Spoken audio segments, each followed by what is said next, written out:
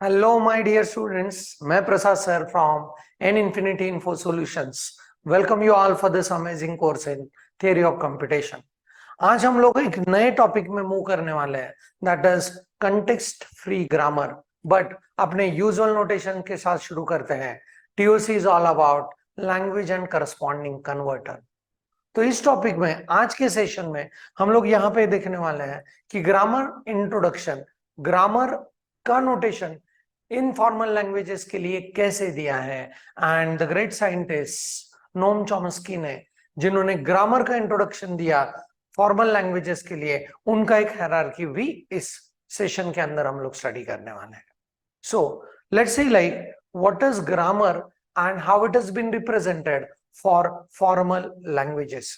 ये सेशन अगर बढ़िया तरीके से आप समझ पाओगे तो definitely in this complete discussion of context free grammar your life will be very beautiful, very easy to understand this amazing concepts of grammar.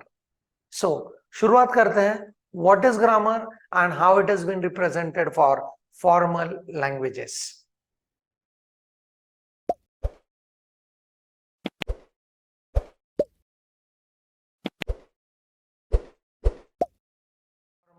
Languages.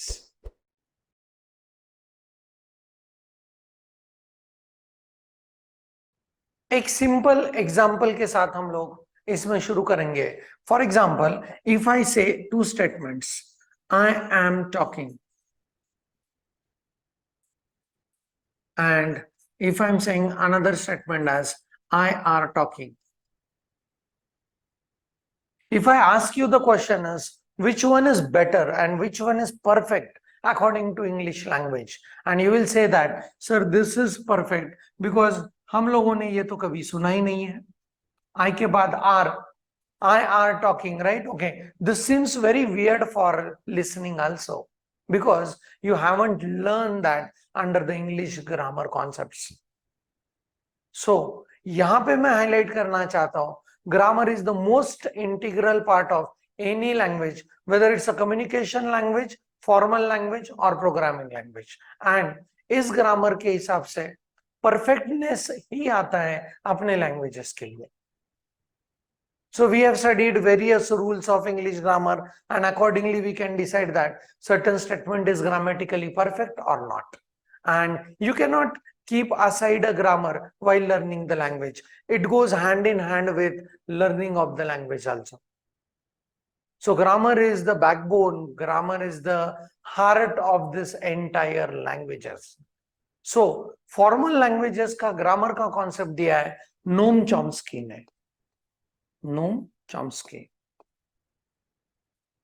And इस लैंग्वेजेस को रिप्रेजेंट करने के लिए फॉर्मल नोटेशंस, मतलब जैसे हम लोगों ने फाइनाइट ऑटोमेटा के लिए टपल्स देखे, वैसे ही फॉर्मल नोटेशंस के साथ grammar is represented in formal languages in theory of computation.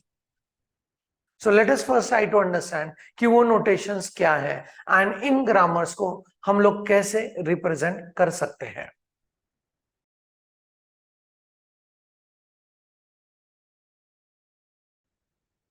So let me introduce you the concept of grammar in theory of computation. But before that, if I'm saying these two statements, I am talking and I are talking, and if I ask you the question is, which is the most perfect statement according to English language? And you will say that, sir, I am talking is a very perfect, but I are talking में ये जो entity है, are, वो हमने कभी देखा नहीं है. And we are not using this R along with I. And this particular entity, you must be able to identify because you have learned English grammar. So I can say that grammar is the most integral part of any language, and we cannot study any language without learning grammar. So the study of grammar, the learning of the grammar always goes hand in hand with learning of the languages. And it is not the true fact about communication languages only, but in formal languages as well as programming languages, grammar is equally important. So formal languages के लिए इस grammar का notion दिया है the great scientist Noam Chomsky. Noam Chomsky. And how the grammar is represented, what are the tuples to be used to represent the grammar, वो हम लोग इस सेशन में स्टडी करने वाले हैं। इसके पहले वाले दो एंटिटीज में हम लोगों ने देखा कि फाइनाइट ऑटोमाटा से जो लैंग्वेज एक्सेप्ट हो रहा है, तो मैं इसको ऐसे लिख सकता हूं, languages accepted by finite automata they are known as regular languages. And उन्हीं लैंग्वेज को रिप्रेजेंट करने के लिए we use some very interesting format, that is regular expressions. So दोनों भी finite automata and regular expression जुड़े हुए हैं regular languages के साथ, right? And as the word comes here language, it must have certain notion of representation of it with the help of rules and regulation, and that is known as grammar of these languages. Then regular expression unit के end session में हम लोगों ने देखा कि how pumping lemma से you can prove that there are certain languages which are not regular in nature, and फिर उन लैंग्वेजेस को, नॉन रेगुलर लैंग्वेजेस को भी रिप्रेजेंट करने के लिए we do have certain entities. But now the thing is like, as we are talking about language language language and language, उसके rules and regulations को कैसे रिप्रेजेंट किया जाता है, that we are going to learn under this topic known as grammar. So in this case we can always say that this all languages, that regular languages and other non-regular languages, will be represented with a very unique entity, and that will be the another way of representation of the language, and that way is known as grammar. So let us see like how the notion of the grammar is given by Noam Chomsky. So grammar को represent करने के लिए 4 tuples can be used, and these 4 tuples are represented as Vn, sigma, P and S. Right, one by one we are going to get introduced with this very interesting entities. And this you will find in some different notations also in some of the different books, and that can be represented as N, T, P and S. Right, दोनों भी equal है, right? 4 tuples are used for representation of grammar or giving the notations of grammar in formal languages. So let us try to understand कि ये entities क्या है one by one. And it's very interesting one to identify कि ये क्या चीज है. So Vn or N, right? Okay, so this is known as non-terminals. These are known as non-terminals, and in this grammar these non-terminals are always represented by uppercase symbol.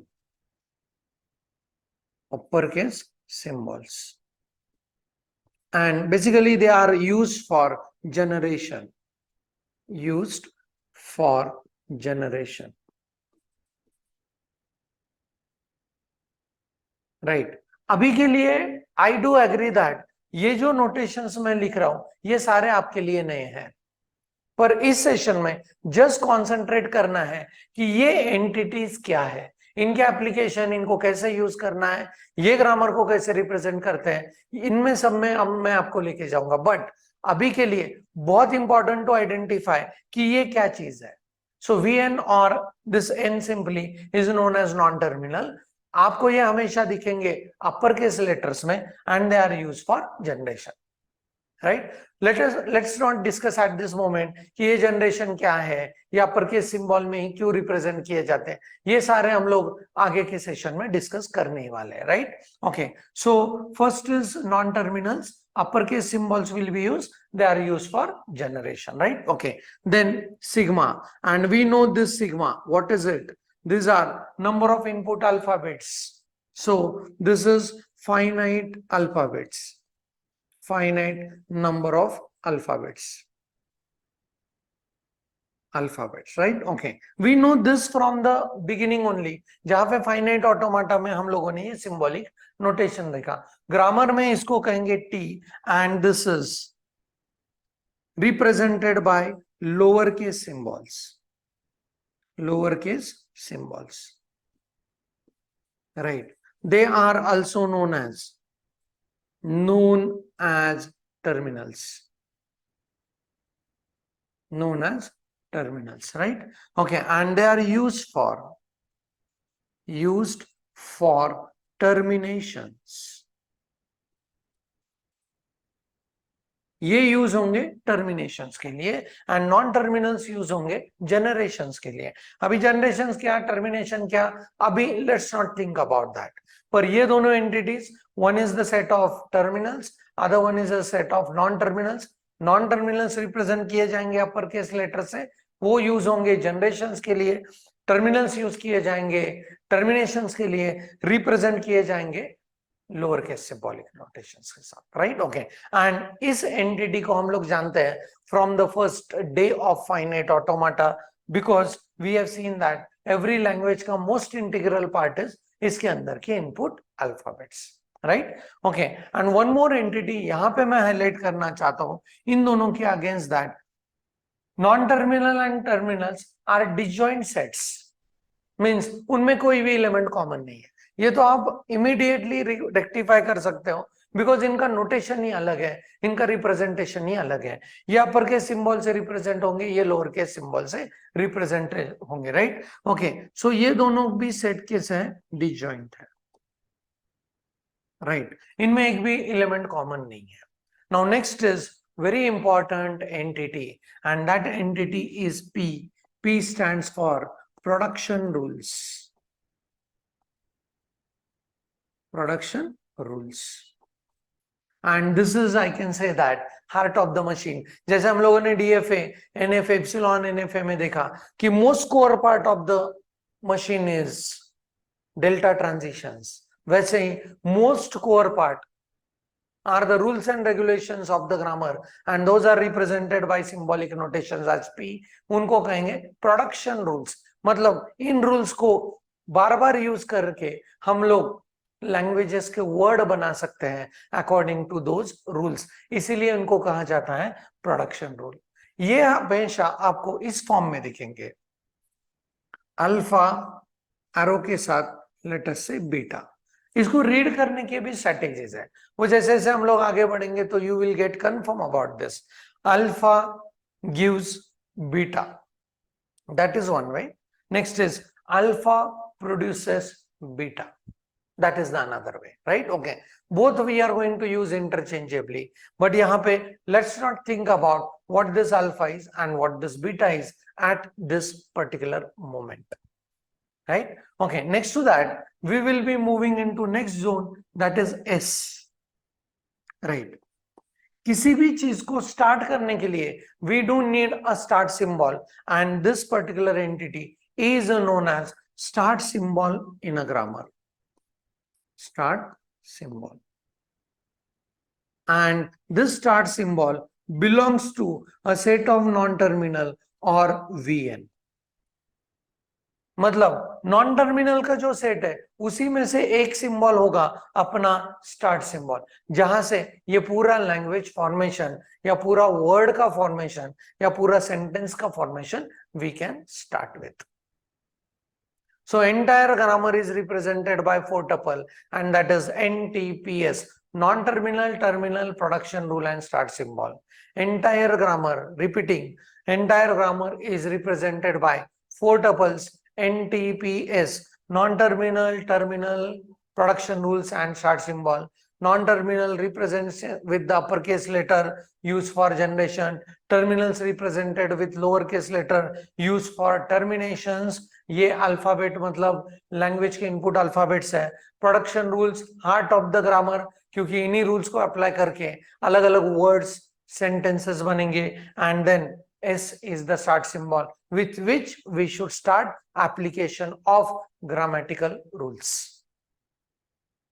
So ये जो formal notation है very beautifully coded in theory of computation कि language को represent करने का grammatical वे से एक तरीका है, एंड इसको रिप्रेजेंट करने के लिए we do have this 4 tuples.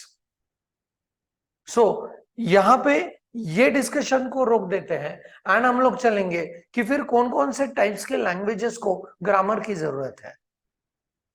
ये तो फिर ऐसे हुआ कि language and grammar is going hand in hand. So her type के लैंग्वेज को ग्रामर का रिप्रेजेंटेशन इज इसेंशियल, एंड वो हमको पता चलेगा चॉम्स्कीज हायरार्की के साथ.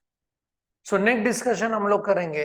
Late us go on moving into one more theoretical question भी आता है, and this is equally important to understand what is the different types of languages, their corresponding grammar, their acceptors, and one more issue is उसका grammatical representation कैसे होगा.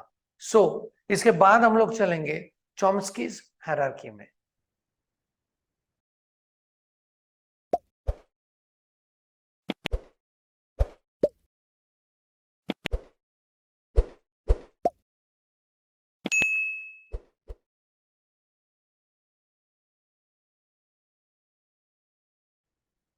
So let's move into Chomsky's hierarchy. Very important.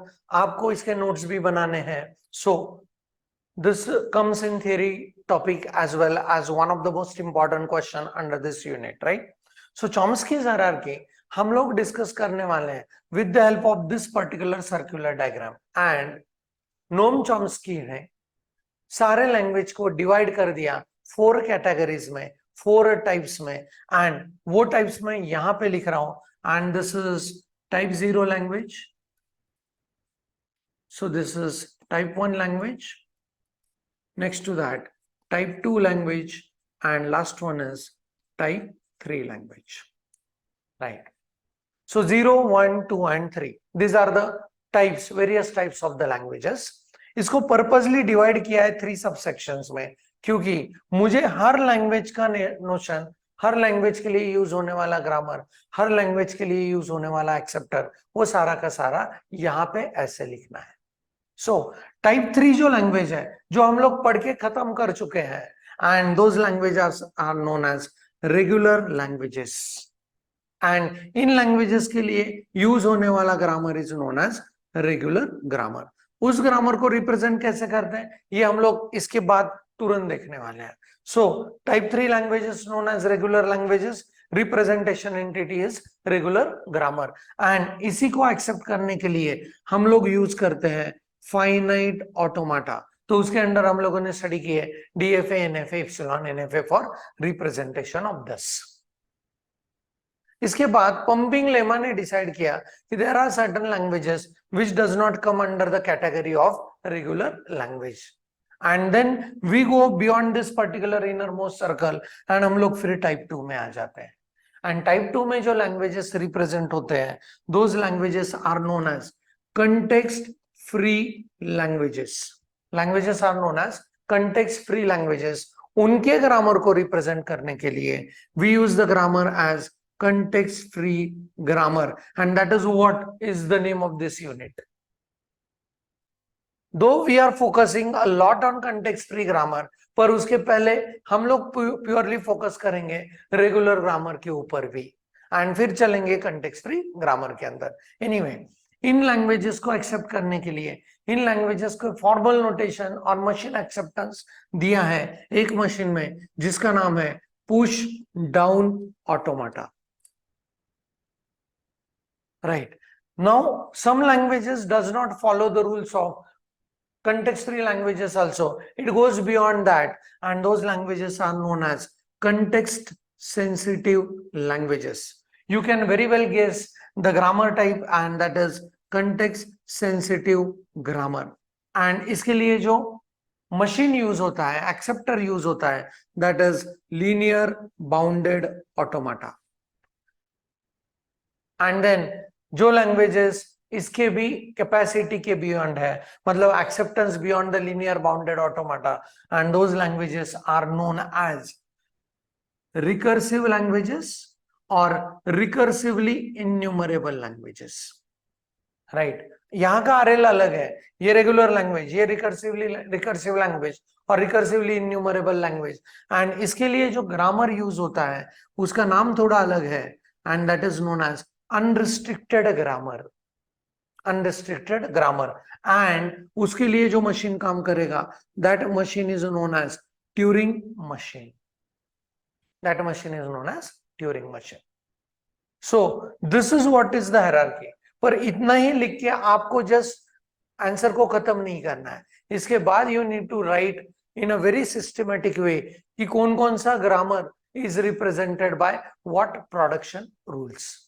तो इसके बाद आपको ये लिखना पड़ेगा कि the thing is like languages accepted by finite automata are known as regular language. Right. So ये तो हम लोगों ने इसके पहले भी बहुत बार देखा है, आरई के यूनिट में भी सुना है, फाइनाइट ऑटोमाटा में भी देखा है, एज वेल एज इस सेशन का शुरुआत करते ही मैंने ये एंटिटी कहा। So finite automata is going to accept the languages regular language. तो अभी देखो पुश डाउन ऑटोमाटा जो है, that is going to enclose this particular type 3 also. So in this case we can say that language accepted by push down automata, they are context free languages plus regular languages. तो अभी LBA के अंदर आते हैं, तो LBA is going to enclose, इसके अंदर क्या क्या है, तो PDA की भी फैसिलिटीज, FA की भी facilities. So languages accepted by LBA, you can say that these are context sensitive language plus context free language plus regular language। and then सबसे बढ़िया मशीन ट्यूरिंग मशीन, जिसको हम लोग 5th यूनिट में study करने वाले हैं, and that Turing machine is language accepted by Turing machine is recursive language plus recursively enumerable language plus context sensitive language plus context free language plus regular language। and इसीलिए this particular machine is able to accept all types of the language represented by this hierarchy। Turing machine को कहा गया है universal machine. Universal machine.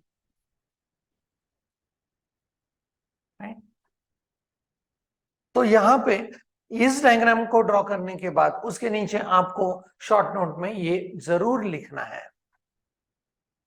So what are the corresponding acceptors and what they go on accepting. तो इस zone में हम लोग discuss कर रहे हैं टाइप्स, यहां पे हम लोगों ने डिस्कस किया लैंग्वेज, यहां पे हमने डिस्कस किया their corresponding grammar, and this is we are discussing their corresponding acceptors or acceptor machine, you can say, through which machine we can go on accepting that, right? But once you finish with this diagram and these notifications to say like which machine goes on accepting which language, and according to this, as Turing machine is accepting the entire language format, we can say that it's a universal machine। इसके बाद हम लोगों को और एक table भी यहाँ पे रिप्रेजेंट करना है, वो कैसे करना है प्लीज ध्यान से देखना है।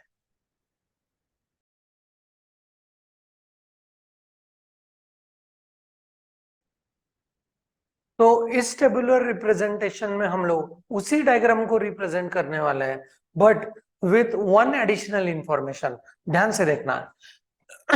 सो पहला कॉलम में हम लोग रिप्रेजेंट करेंगे types, types of the languages. Second column में हम लोग रिप्रेजेंट करेंगे वो लैंग्वेज कौन सा है, एंड उसके अगेंस्ट ग्रामर कौन सा यूज किया गया है। लास्ट कॉलम में हम लोग रिप्रेजेंट करेंगे उसका एक्सेप्टर कौन है। तो ये जस्ट डायग्राम आपने मगअप कर लिया तो आप डायग्राम के हिसाब से तुरंत इसमें लिख सकते हो। प्लीज ऑब्जर्व, वो पहले हम लोग करते हैं। I will be talking about this particular column, very interesting one, सबसे एंड में हम लोग इसको फिलअप करेंगे, तो ध्यान से। सो पहला language comes as let us say type 3। So I will go with type 3 and we know that type 3 languages are what, regular languages, उनका करस्पॉन्डिंग ग्रामर रेगुलर ग्रामर, उसके लिए acceptor is finite automata, right. Second type that is type 2, मैं innermost से outermost तक जा रहा हूं। So type 2 is context free languages, then उसका grammar context sensitive grammar, sorry context free grammar, context free grammar CFG, and उसका acceptor है PDA, that is push down automata. Next to that we go with type 1 language, and type 1 language के under comes context sensitive language, right. Grammar is context sensitive grammar, and यहाँ पे उसका acceptor है linear bounded automata, right? Okay, and one more is there, that is type 0. Type 0 language known as recursive language, recursively enumerable languages, and उसके लिए grammar थोड़ा अलग है.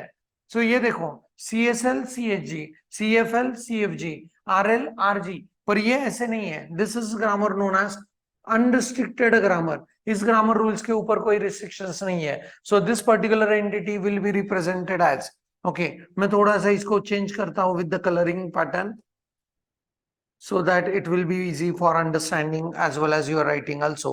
So this is recursive language, recursively enumerable language, and the grammar is known as unrestricted grammar. Acceptor इधर लिख दिया Turing machine. तो ये टेबल के 3 कॉलम्स फिलअप करना ये कोई मुश्किल बात नहीं है, अगर आपको पूरा का पूरा वो डायग्राम पता है. Now the thing is most important column is this, and यहां पे हम लोग लिखने जा रहे हैं कि हर ग्रामर के लिए प्रोडक्शन रूल्स के फॉर्मेट्स कैसे रहेंगे. एंड हम लोगों ने जब ग्रामर को 4 टपल रिप्रेजेंटेशन किया, P is the heart of the grammar, production rule को हम लोगों ने देखा alpha gives you beta, alpha tends to beta, और अल्फा प्रोड्यूसेस बीटा. तो वहां पे हम लोग इस कॉलम में लिखने वाले हैं how this production rules can be represented. You can represent it with the alpha beta notation, और you can represent it with XY notation. यहां पे मैं इनके ऊपर फोकस करने वाला हूं ऐसे. ये होगा मेरा प्रोडक्शन रूल का RHS, एंड ये होगा मेरा प्रोडक्शन रूल का LHS.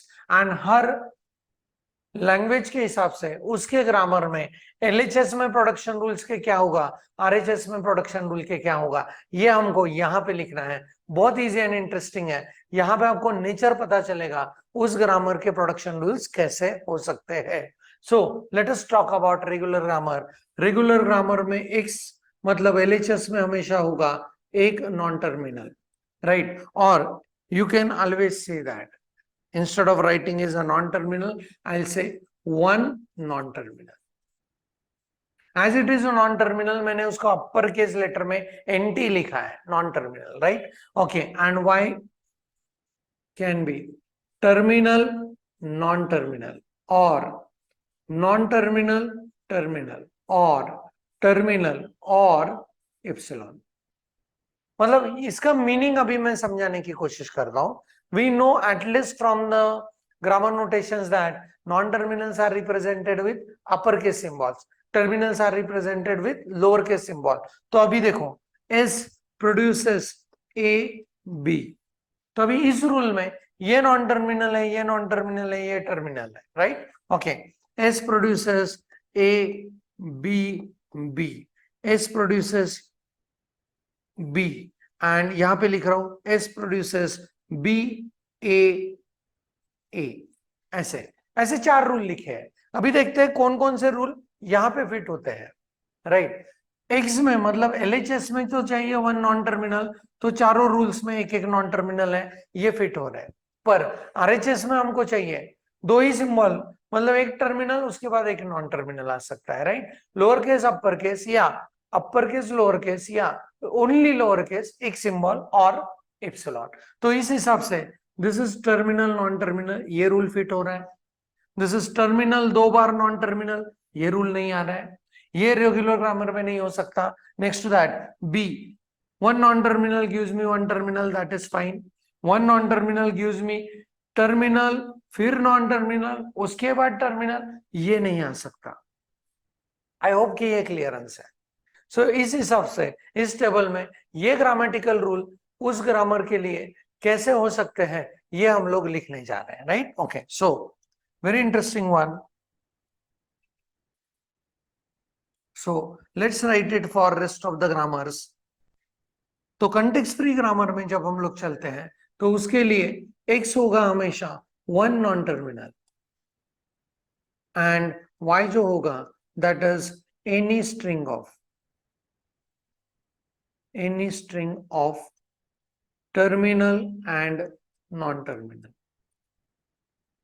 मतलब ये जो ग्रामर है, for example S gives me A B A, ये वैलिड है क्योंकि यहाँ पे तो सिर्फ एक नॉन टर्मिनल चाहिए। उसके बाद आरएचएस में कोई भी string with terminal as well as non terminal will be available, will be allowed, and उस ग्रामर को हम लोग कहेंगे कंटेक्स्ट फ्री ग्रामर। इस नेचर के ग्रामर को कहेंगे context free grammar, right? Okay, so let us see like now what happens into this, right? So let's see now CSL CHG का ग्रामेटिकल पैटर्न कैसे रहेगा, राइट? सो यहां पे we can go with X में होगा any string of non terminal. एक बात तो पक्का है, LHS साइड में होंगे सारे के सारे अपर के symbol, because those are use for generations. वो कैसे यूज होते हैं ये मैं बाद में बताने वाला हूं, पर अभी के लिए LHS में होंगे हमेशा what, all x will be upper case. पर पहले दोनों केस में एक्स मतलब LHS में सिर्फ एक नॉन टर्मिनल था, अभी यहाँ पे इसमें आया any string of non terminal, एक से ज्यादा भी नॉन टर्मिनल हो सकते हैं। एंड वाई में any string of terminal non-terminal as long as x or greater than x, ये हो सकता है, right? Okay, so now this is all about the context free context sensitive grammar का notations. अभी unrestricted grammar, right? As the name indicate, unrestricted, there are no restrictions. So यहाँ पे देखो ये कैसे हो रहा है, x will give me any string of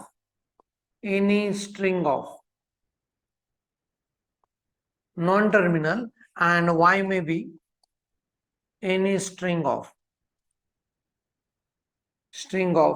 terminal non-terminal, anything, right? तो ये अनरिस्ट्रिक्टेड है, पर ये तो पक्का है कि एक साइड में सारे के सारे होंगे अपर केस सिंबल्स। सो ये है notations about production rule with respect to each grammar. And इस यूनिट में हम लोग देखने जा रहे हैं ये दोनों entities, that is this one and this one, regular grammar as well as context free grammar. So in this case you could be able to find that अगर डायग्राम पता है तो कॉलम 1, कॉलम 2, कॉलम 4 हम लोग easily fill up कर सकते हैं, but column 3 is exceptionally important क्योंकि इसने रिप्रेजेंट किया है हर ग्रामर के अंदर प्रोडक्शन रूल्स कैसे होंगे। आई होप कि ये नोटेशन वाइज तो क्लियर है, इसको यूज कैसे करना है ये हम लोग अगली सेशन में देखने वाले हैं। सो इस पॉजिटिव नोट के साथ, इस चोमस्कीज हायरार्की के साथ ये सेशन को यहीं पे रोक देंगे। I hope you understood notations of the grammar with the 4 tuple in a very well sense, as well as Chomsky's hierarchy का short note को कैसे लिखना है ये सब लोग अभी जान चुके हैं। And Chomsky's hierarchy gives you the entire scope of TOC, जो start होता है type 3 languages को, end होगा type 0 language with unrestricted grammar and बहुत बढ़िया machine, that is Turing machine. सो ये नोट पे ये सेशन को खत्म करेंगे। Thanks for the watching, keep studying, thank you very much.